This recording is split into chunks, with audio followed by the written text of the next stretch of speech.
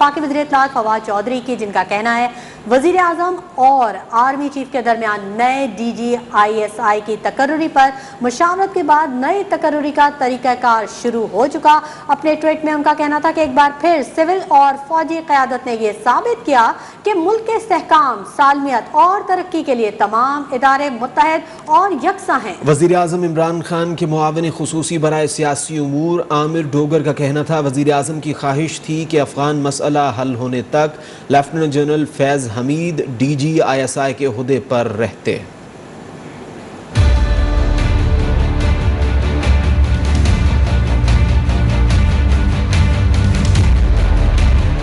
नए DGISI की तकर्रुरी का मामला।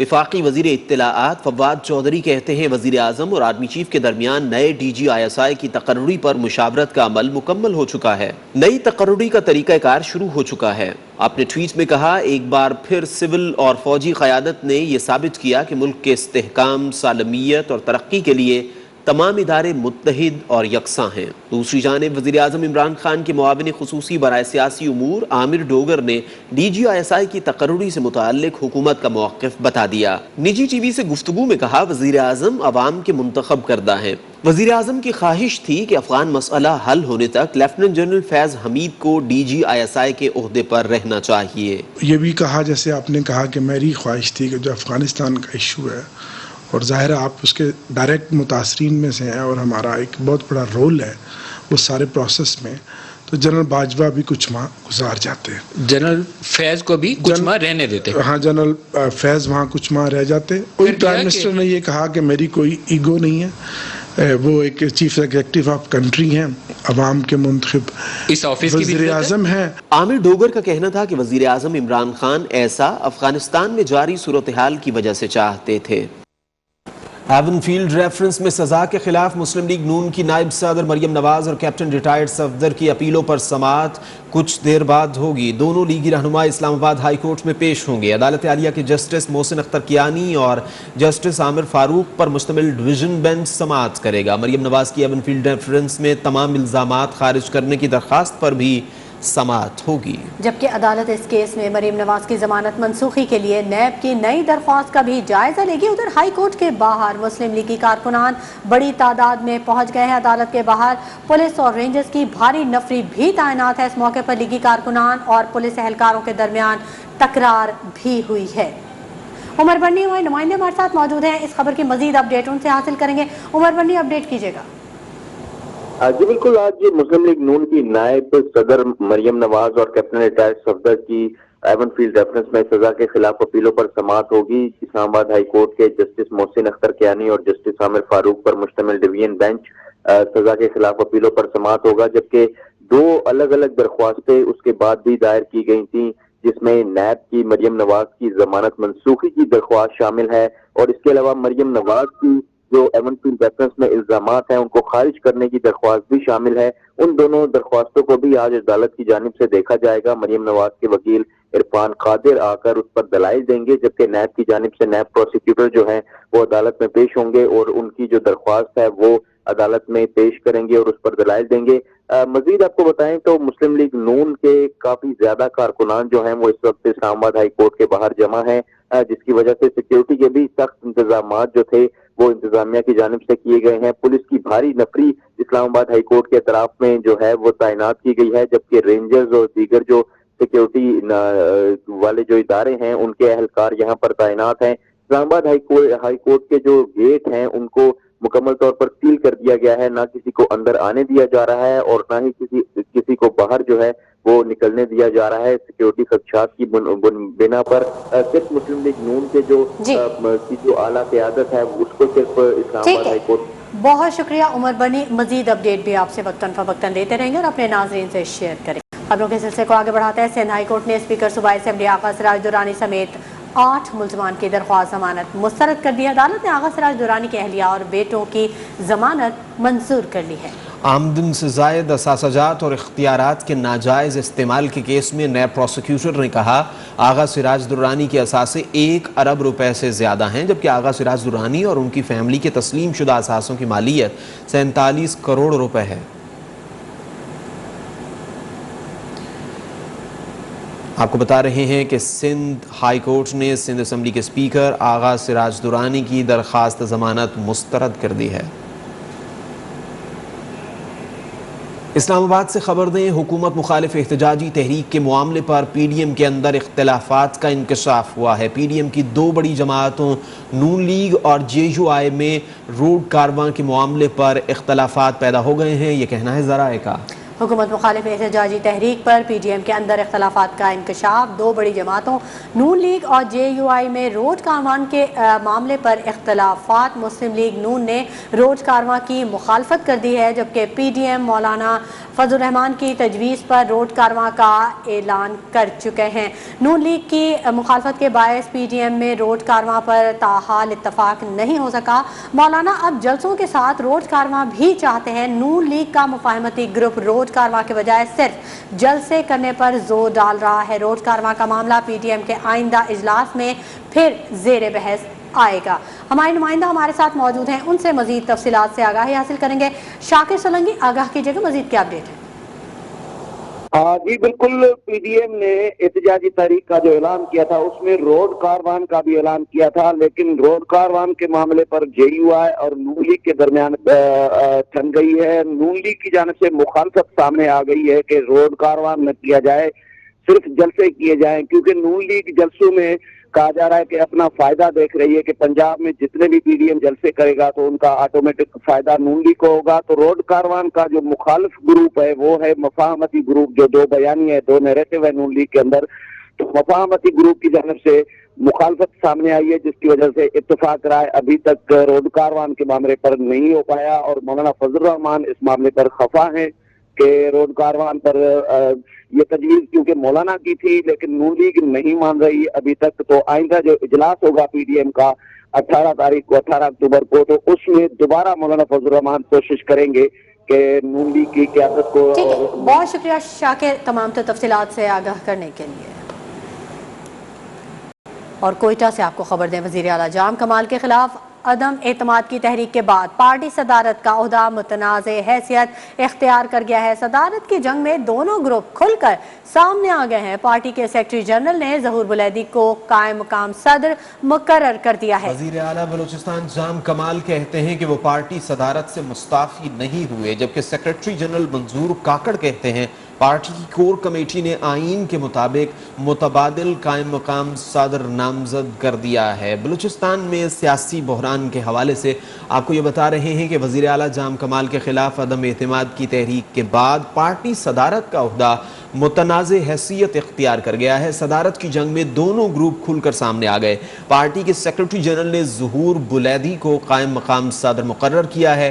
وزیر اعلیٰ بلوچستان جام کمال کہتے ہیں کہ وہ پارٹی صدارت سے مستعفی نہیں ہوئے، جبکہ سیکرٹری جنرل منظور کاکڑ کہتے ہیں کہ پارٹی کی کور کمیٹی نے آئین کے مطابق متبادل قائم مقام صدر نامزد کر دیا ہے۔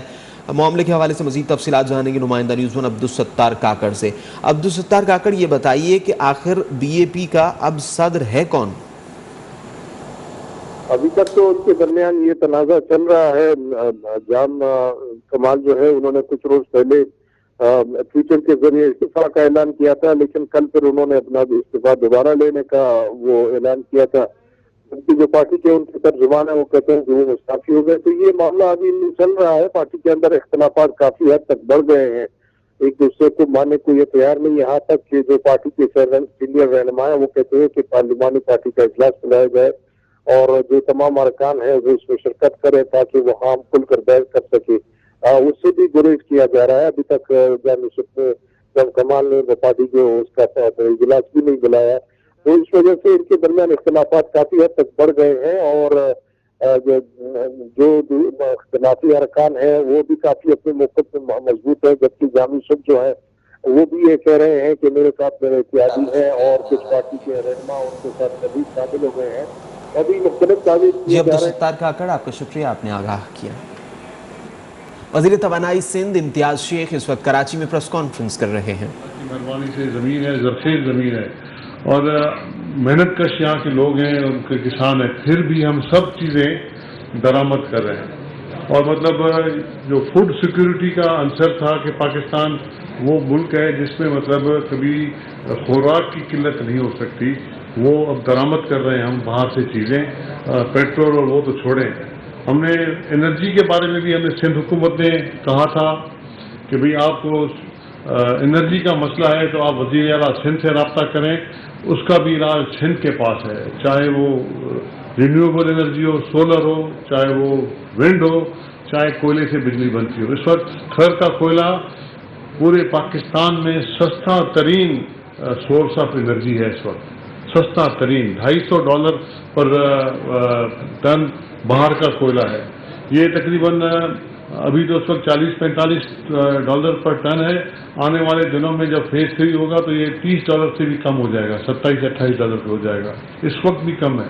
خدا را آپ عقل کے ناخن لیں, ہوش کے ناخن لیں, آپ سندھ کو اس طرف سائڈ نہ کریں, سندھ کے لوگوں کو اس طرح نہ کریں. اور کراچی میں وزیر توانائی سندھ امتیاز شیخ پریس کانفرنس کر رہے ہیں. سپریم کورٹ میں کوئٹہ کراچی روڈ حالت زار کیس کی سماعت. عدالت نے چیئرمین نیشنل ہائی وے اتھارٹی کو طلب کرتے ہوئے شاہراہوں سے متعلق رپورٹ طلب کر لی. بینچ نے برہمی کا اظہار کرتے ہوئے کہا کہ NHA کوئی معیاری کام نہیں کر رہا ہے, سڑکوں پر تلاشی کے نام پر عوام کی تضییق کی جاتی ہے. چیف جسٹس نے کہا NHA سے کراچی حیدرآباد روڈ نہیں بن رہا, لاہور اسلام آباد موٹر وے کو چھوڑ کر باقی تمام ہائی ویز کو لاوارث چھوڑ دیا گیا ہے. چترال گلگت روڈ کاغذوں میں مکمل ظاہر جبکہ حقیقت اس کے برعکس ہے. چترال گلگت روڈ پر صرف پتھر ہی پتھر ہیں. اسلام آباد سے آپ کو اہم خبر دیں, $1 ارب کی قسط کے لیے پاکستان اور IMF کے درمیان مذاکرات کا باقاعدہ آغاز آج سے ہوگا. وزیر خزانہ شوکت ترین وفد کے ہمراہ پالیسی سطح کے مذاکرات میں شرکت کے لیے واشنگٹن میں موجود ہیں. اس پر مزید بات کرتے ہیں نمائندہ نیوز ون راحیل حسن سے. راحیل حسن, بتائیے مذاکرات کا ایجنڈا کیا ہے؟ دیکھیے, پاکستان اور IMF کے درمیان $1 ارب کی قسط کے لیے مذاکرات آج سے اس کا پالیسی سطح کے مذاکرات کا باقاعدہ سے آغاز ہو رہا ہے, جس کے لیے وزیر خزانہ شوکت ترین جو ہے وہ پہلے سے واشنگٹن میں موجود ہیں. ان کے ساتھ ساتھ سیکرٹری خزانہ, گورنر اسٹیٹ بینک اور دیگر اعلیٰ حکام بھی واشنگٹن گئے ہیں. IMF کی جو اینول میٹنگ ہے وہ 11 اکتوبر سے واشنگٹن میں شروع ہو گئی تھی. اب جو ہے وہ آج سے باقاعدہ طور پر پاکستان کے ساتھ مذاکرات کا آغاز ہوگا, جس کے بعد $1 ارب کی جو ہے وہ قسط مذاکرات کی کامیابی کی صورت میں جاری کی جائے گی. اور IMF نے جو تخلیقی سطح کے مذاکرات کیے ہیں پاکستان سے, اس میں جو بجلی کی قیمتیں ہیں اور ٹیکسز جو ہیں اس میں اضافہ کرنے کی تجویز دی ہے پاکستان کو. اور پاکستان اب پالیسی سطح کے مذاکرات میں قیمتوں. وزیر خزانہ واشنگٹن پہنچے ہیں اور IMF سے مذاکرات کریں گے. راحیل حسن, آپ کا شکریہ, آپ نے آگاہ کیا. ڈینگی کی صورتحال کے حوالے سے پنجاب میں ڈینگی کے وار شدت اختیار کرنے لگے. 24 گھنٹوں میں مزید 325 افراد ڈینگی کا شکار ہو گئے, جن میں سے 229 افراد کا تعلق لاہور سے ہے, جبکہ 7 بڑے اسپتال ڈینگی مریضوں سے بھر گئے. ہمارے نمائندے افضال سعید اس وقت سروسز اسپتال کے باہر موجود ہیں, ان سے مزید تفصیلات جانیں گے. افضال سعید, بتائیے گا. جی بالکل, آپ کو بتاتے چلیں کہ لاہور سمیت صوبے بھر میں ڈینگی کے 24 گھنٹوں کے دوران 325 نئے کیس سامنے آئے ہیں, جن میں سے صرف اگر لاہور کی بات کی جائے تو 229 کنفرم کیسز جو ہیں وہ لاہور میں رپورٹ ہوئے ہیں. اور دیکھا جا رہا ہے کہ لاہور اس وقت ڈینگی کی آماج گاہ بن چکا ہے. صورتحال اتنی گمبھیر ہو چکی ہے کہ لاہور کے 13 اسپتالوں میں سے 7 اسپتال جو ہیں وہ ڈینگی کے مریضوں سے بھر گئے ہیں. اور لاہور کا جناح اسپتال, نیو اسپتال, اس کے علاوہ سروسز اسپتال, گنگا رام اسپتال, گورنمنٹ صحت مٹا اسپتال اور میاں منشی اسپتال سمیت گورنمنٹ نواز شریف اسپتال میں جتنے بھی ڈینگی کے مختص بیڈز تھے وہ مکمل طور پر مریضوں سے بھر چکے ہیں. تاہم اگر ایکسپو سینٹر فیلڈ اسپتال کی بات کی جائے تو اس کو انتظامیہ نے جو ہے وہ فنکشنل کیا تھا 280 بیڈز پر مشتمل. اس میں بھی 38 مریض زیر علاج ہیں, جبکہ 242 بسترے جو ہیں وہ خالی پڑے ہیں. تو دیکھا جا رہا ہے کہ اس وقت سرکاری اسپتالوں کا ڈینگی کے وار تیز ہو گئے. بہت شکریہ افضال سعید. اور یہاں کو بریکنگ نیوز دے. سپریم کورٹ میں کرک مندر حملہ از خود نوٹس کیس کی سماعت کے حوالے سے عدالت نے حملے میں ملوث افراد سے رقم 1 ماہ میں وصول کرنے کا حکم دے دیا ہے. صوبائی حکومت کے اعتراض پر عدالت برہم ہو گئی. کہا دھیان سے بات کریں, یہ عدالت کا حکم ہے. اگر ہندو برادری چاہتی ہے کہ پورے کرک میں مندر بنانا ہے تو بنا لیں. سپریم کورٹ میں کرک مندر حملہ از خود نوٹس کیس کی سماعت ہوئی ہے. عدالت نے حملے میں ملوث افراد سے رقم 1 ماہ میں وصول کرنے کا حکم دے دیا. صوبائی حکومت کے اعتراض پر عدالت برہم ہو گئی. تفصیلات جانیں گے نمائندہ نیوز ون نیلم ارشد. یہ بتائیے آج کے کیس کی سماعت کے حوالے سے کیا اپڈیٹس ہیں آپ کے پاس؟ जी बिल्कुल, आपको बताएं कि अदालत ने 1 माह में मंदिर हमला वाकये में मुलविस अफराद से रकम वसूल करने का हुक्म दे दिया है। अदालत ने ये भी कहा है कि चीफ सेक्रेटरी केपी के 1 माह में 3 करोड़ 30 लाख रुपए से ज्यादा रकम हर मुल्जिम में बराबर तकसीम करके वसूल करें। केपी हुकूमत का मुल्जिमान से रकम वसूल करने पर एतराज सामने आया, जिस पर अदालत ने कहा कि ध्यान से बात करें, ये अदालत का हुक्म है।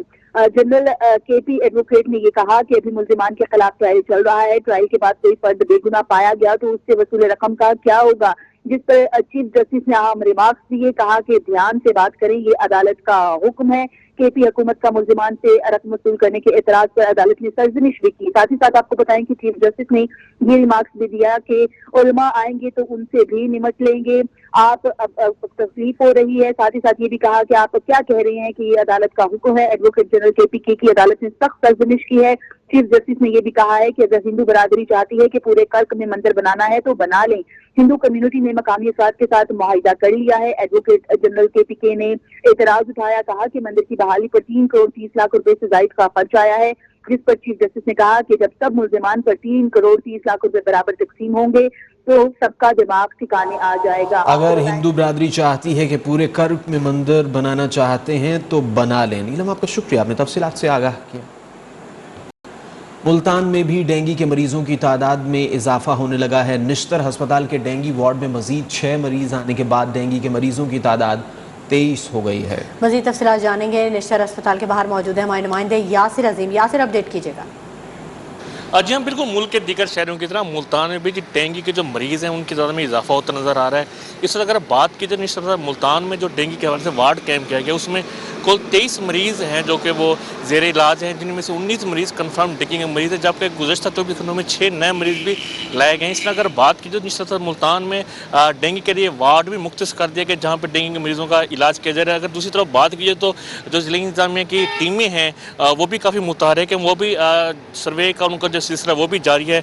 होटलों पे या मुख्तलिफ जो पब्लिक प्लेसेस हैं या घरों में जाकर सर्वे भी किया जा रहा है कि कहीं साफ पानी जमा नहीं, ताकि जो जहाँ से डेंगू लार्वा की अफजाइश होती है उसे मुकम्मल तौर पर कंट्रोल किया जा सके। लेकिन सूरत यह हाल है कि हर दिन जो मुल्तान में डेंगू के मरीजों में इजाफा होता नज़र आ रहा है। इस हवाले से डॉक्टर्स का भी ये कहना है कि शहरियों को चाहिए कि वो मुकम्मल तौर पर एहतियाती तदबीर इख्तियार करें, खास तौर पर जो साफ पानी है उसको घर में ना जमा होने दें, ताकि ना पानी जमा होगा ना ये जो डेंगू। बहुत शुक्रिया यासिर अजीम, डेंगू केसेस के हवाले से अपडेट करने के लिए। मुख्तलिफ शहरों में हमारे नुमाइंदगान मौजूद हैं जो कि हमें डेंगू केसेस के हवाले से अपडेट करें। रुख कर लेते हैं शहर कायद का, जहां डेंगू केसेस में इजाफा होता जा रहा है। सिंध में गुज़िश्ता 24 घंटों के दौरान डेंगू के 38 केसेस रिपोर्ट हुए हैं। सिंध में माह अक्टूबर में अब तक डेंगू केसेस की तादाद 492 हो चुकी है। इस बारे में मजीद बात करेंगे नुमाइंदा न्यूज़ वन यासिर सलीम से। यासिर, बताइए कराची में डेंगू की सूरत हाल क्या है, कितने मरीज रिपोर्ट हुए हैं?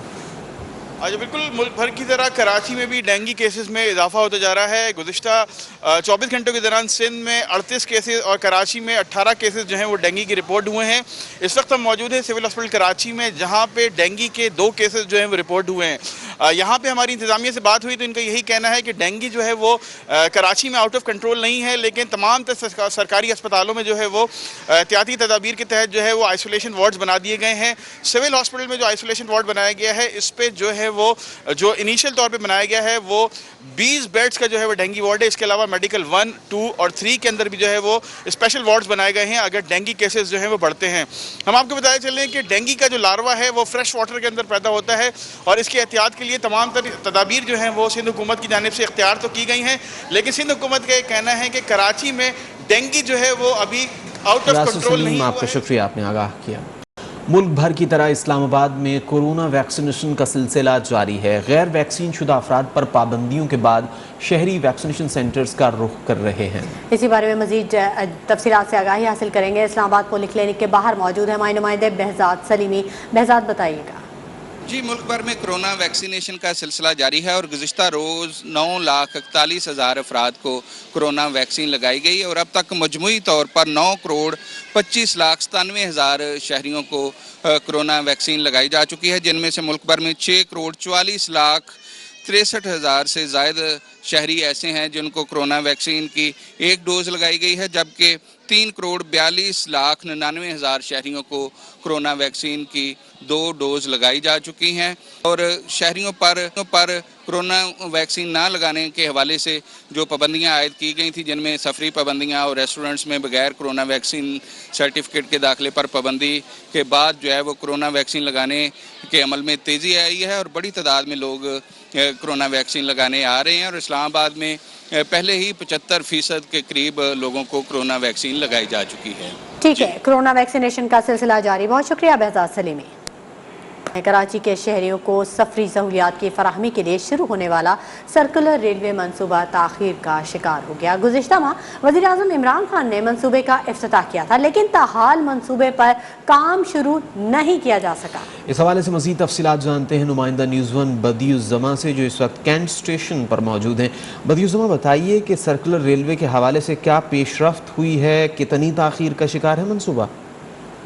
بالکل جی، دعوے بھی ہوتے ہیں، وعدے بھی ہوتے ہیں اور اس کے بعد افتتاح بھی ہوا اور وزیر اعظم عمران خان یہاں پر آئے اور انہوں نے سرکولر ریلوے کا باقاعدہ 27 سپٹمبر کو افتتاح کیا اور پہلے فیز میں جو کام شروع ہونا تھا اس ٹریک کا وہ کراچی کینٹ سے ڈی گروڈ تک ہونا تھا۔